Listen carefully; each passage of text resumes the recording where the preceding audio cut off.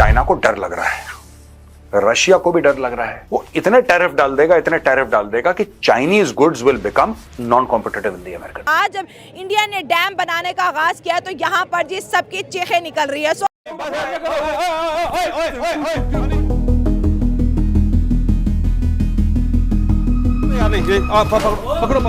फिर वो दंदनाया कनाडा के ऊपर, फिर वो दंदनाया यूरोप के ऊपर। पेरिस क्लाइमेट जो अग्रीमेंट थी उससे उसने विड्रॉ कर दिया, मेक्सिको से बोला ठोक दूंगा। तो दिफा राजनाथ सिंह के इश्तियाल अंगेज बयान कि पाकिस्तान में घुस के मारेंगे के जवाब में पाकिस्तानी वजीर दिफा ख्वाजा आसिफ ने कहा कि भारत एडवेंचर की कोशिश करेगा तो मुंह तोड़ जवाब देंगे। ट्रंप के आते ही चाइना अचानक कोट अनकोट बेस्ट फ्रेंड बन गया इंडिया का। यार यही है कि वो $450 मिलियन की डील करने जा रहे हैं कि ये जो रशिया और इंडिया की जो जॉइंट प्रोडक्ट है ब्रह्मोस मिसाइल की। नाथ को समझाए कि तू प्रेमनाथ बन, राजनाथ ना बन। ये जो इनके दिमाग में एक सुई फंसी हुई है ना बांग्लादेश वाली, उसके पीछे हमारी अपनी जाती हिमाकतें हैं। इसको मैं थोड़ा बाद में एक्सप्लेन करूंगा, तो ये अपनी औकात में रहें। 5 दरिया में से 3 पाकिस्तान ले गए और सिर्फ हमें 2 मिले। बिल्कुल, वो 3 ले गए और हमें 2 मिले। हमें 3 मिले, इंडिया को 2 मिले। सॉरी। आपने एक चीज नोट की होगी कि इंडिया जो है वो अपनी जो मिलिट्री सेल्स है उसको बहुत ज्यादा प्रोजेक्ट करते हैं। सीधा जो इसकी रिलेशनशिप है वो बनती है कि किंग योंग ने कलकत्ता में पार्टी दी। इनको अपने शजरे याद रहने चाहिए, इनको अपना माजी याद रहना चाहिए। नमस्कार दोस्तों ट्रम्प के आने के बाद अब चीन भी डर रहा है। चीन को भी डर लग रहा है क्योंकि ट्रम्प का चीन पे टैरिफ बढ़ाना ये बिल्कुल तय हो चुका है। कई प्रोडक्ट पे 25% तक का टैरिफ लगाने की बात है और इसका सबसे बड़ा मेन रीजन डीप स्टेट है। एक्चुअली डीप स्टेट का मेन जो फंडिंग होती थी वो चाइना से ही होती थी। चाइना ने काफी बड़ा गेम इसमें खेल रहा था। ये वैसे ही था कि पहले आप किसी की मदद करें, उसका बिजनेस सेटअप कराएं और बाद में वो आप ही को आके दिखाने लगे। अब इसमें बिजनेस सेटअप कराने वाला अमेरिका है और जिसका बिजनेस सेटअप होता है वो चाइना है। जैसे जैसे चाइना स्ट्रांग हो रहा है उसने अपने आसपास के देशों को पहले दबाना शुरू करा और धीरे धीरे उसने अमेरिका को भी आके दिखाने शुरू कर दी और इस तरह की साजिश करी डीप स्टेट के थ्रू, जिससे अमेरिका को काफी नुकसान हुआ। ट्रम्प इस बात को अच्छी तरह से समझता है, अमेरिकन जो लोग हैं वो भी इस बात को समझते हैं और यही वजह है कि उन्होंने ट्रम्प को इतना ज्यादा बड़ा समर्थन दिया है। अब भारत इस सब में अमेरिका का एक मेन पार्टनर है और ये सब देख के पाकिस्तान भी पूरी तरह से डरा हुआ है क्योंकि वो जानता है कि पाकिस्तान को भी इससे काफी परेशानी होने वाली है। आप इस सब के बारे में क्या सोचते हैं कमेंट बॉक्स में जरूर लिखिएगा। वीडियो अच्छा लगे तो लाइक करें, शेयर करें, चैनल को सब्सक्राइब करवाना भूले, बेल का आइकन प्रेस कर दें लेटेस्ट नोटिफिकेशन के लिए। आइए आगे बढ़ते हैं इस वीडियो में। 5 दरिया में से 3 पाकिस्तान ले गए और सिर्फ हमें 2 मिले। बिल्कुल, वो 3 ले गए और हमें 2 मिले। हमें 3 मिले, इंडिया को 2 मिले। सॉरी, हमें 3 मिले, उन्हें 2 मिले। हाँ। तो उस वक्त वो जैसे हुआ मायदा उनका हो गया। फिर बात आहिस्ता आहिस्ता फिर वहीं पे पानी की बात आ गई। अब वो चाहते हैं फिर हम डैम बनाना चाहते हैं। जो इंडिया की हुकूमत है वो ना सिर्फ पानी, जितने भी चीज़ें हैं उनको यूटिलाइज कर रही है, वो खुद को पावरफुल बना रही है। अब वो चाहेगी कि वहाँ से वो करे, वहाँ डैम बना रहा है, उससे डैम क्या उसको फायदा होगा ना। कश्मीर वाली साइड पे डैम बनेगा, कश्मीर में भी बिजली जाएगी और इंडिया के दूसरे हिस्सों में भी जाएगी। कश्मीर पे तो वैसे भी उन्होंने कब्जा किया हुआ है। अच्छा, वो कहते हैं पाकिस्तान ने किया, हम कहते हैं उन्होंने किया। ये डिस्प्यूट भी तो अभी तक चल रहा है ना। वो कहते हैं कश्मीर हमारा है, हम कहते हैं कश्मीर हमारा है। वो कहते हैं इंटीग्रल पार्ट ऑफ इंडिया, हम कहते हैं कश्मीर शार भी है। कश्मीर किसी का भी नहीं है। कश्मीर जो है उसका अपना हक है, उसे एक अलग से इंडिपेंडेंस दी जाए। जैसे कि आपने खुद ही पढ़ा होगा 1947 में जब ये पूछा गया था, राजा हरी सिंह जो था तो उस वक्त जो था उन्होंने ज़बरदस्ती वो करवाया था उन्हें, मतलब कि इंडिया के कंट्रोल में करवाया था। हालांकि वहाँ की जो अपनी पॉपुलेशन है वो ये चाहती थी कि हमें खुद अपनी इंडिपेंडेंस। वो बड़ी हिस्ट्री है, हम अपने पॉइंट से रखते हैं कि ज़बरदस्ती होगी। वो कहते हैं कि ये हमारा हिस्सा था। लेकिन ये जो पानी का मसला है, जैसे रावी का पानी इंडिया ने जब बंद किया था 1-1.5 साल पहले, तब भी चीखें निकली थी। लेकिन जब हालांकि देखा जाए वो उन्हीं का ही हक में था। रिवर रावी तो इंडिया के हिस्से में है ना। पानी ऐसी बात है, पानी का फ्लो होता है जिस तरफ जा रहा होता है। तो ये एक इंटरनेशनली बात है कि आप जो है उसे किसी कंट्री के पास जाते हैं आप उसको जबरदस्ती नहीं रोक सकते। योंग है consul general, actually acting consul general, जो कि कलकत्ता में है, चाइनीज गवर्नमेंट का रिप्रेजेंटेटिव, और उसने एक बहुत शानदार पार्टी थ्रो करी। और साहब इसको भी बुलाओ, इसको भी बुलाओ, खाने में ये, खाने में वो, पूरी मेहमान नवाजी टकाटक।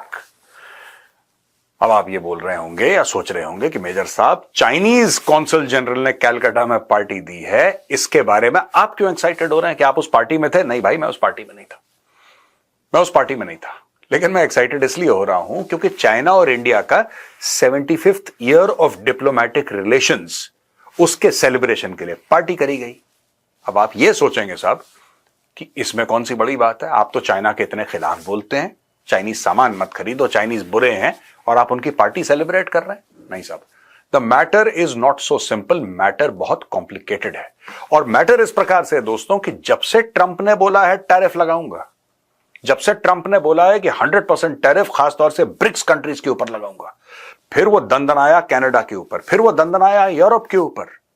पेरिस क्लाइमेट जो अग्रीमेंट थी उससे उसने विड्रॉ कर दिया, मैक्सिको से बोला ठोक दूंगा तुम्हें। दोस्तों पूरी दुनिया में हलचल हो गई है, और इसका सीधा का सीधा जो रिश्ता है या सीधा का सीधा जो इसकी रिलेशनशिप है वो बनती है कि किंग योंग ने कलकत्ता में पार्टी दी। यह बात आप पार्टी देखिए, ऐसा है कि चाइना डेस्परेटली रीच आउट कर रहा है, और डेस्परेटली रीच आउट कर रहा है सबको कि यार ये ट्रंप आ गया ना, ये पूरा गेम बदल देगा। देखिए मैं आपको 2-3 बातें समझाता हूं। पहली चीज तो 26-27 तारीख को विक्रम मिस्री साहब जो भारत के फॉरेन मिनिस्टर हैं वो बीजिंग जाएंगे। He is going to Beijing, और वहां पे अलग अलग लोगों से मिलेंगे, दुआ सलाम होगी, और फ्यूचर ऑफ ट्रेड के बारे में बात करी जाएगी, peace along the line of actual control के बारे में बात करी जाएगी, डायरेक्ट फ्लाइट जो रुक गई थी कोविड के बाद उसको रीस्टार्ट करना है उसके बारे में बात, इन्वेस्टमेंट के दुनिया भर की बातें की जाएंगी। इसके पहले विक्रम मिस्री साहब गए थे बांग्लादेश, अब जा रहे हैं यहां पे यानी कि चीन। इसमें टोटल फैक्टर्स क्या हैं, इसमें कौन सी चीज है जो मैं आपको समझाने वाला हूं। देखिए दोस्तों, चाइना के मन में यह है कि आपको अगर अमेरिका के खिलाफ ब्लॉक खड़ा करना है, चाइना के मन की बात बता रहा हूं आपको, तो आपको सारे देशों को साथ लेकर चलना होगा। लेकिन यहां पे जो चाइनीज पॉलिसी है उसके 2 रुख हैं। पहला रुख यह है कि कोशिश पूरी करो कि भारत की जमीन घेर लो, जैसे कि गलवान में उसने कोशिश करी, कोशिश नाकामयाब रही लेकिन कोशिश तो करी थी चीन ने बॉस। वो इंडियन आर्मी ने उसके हाथ पैर तोड़ दिए वहां पर जाके, वो अलग मैटर है, लेकिन कोशिश पूरी करी थी।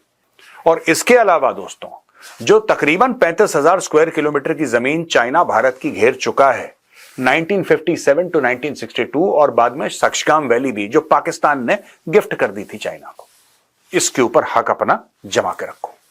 बीच बीच में बोलते रहो कि अरुणाचल प्रदेश एक्चुअली साउथ तिब्बत है, लद्दाख के ऊपर एक नजर रखो, अच्छा उत्तराखंड में थोड़ा सा आगे अपने फौजी भेज देते हैं, राइट। अरुणाचल में क्या चल रहा है, सिक्किम, लद्दाख, इन सब चीजों में अपना भौकाल बना के रखो।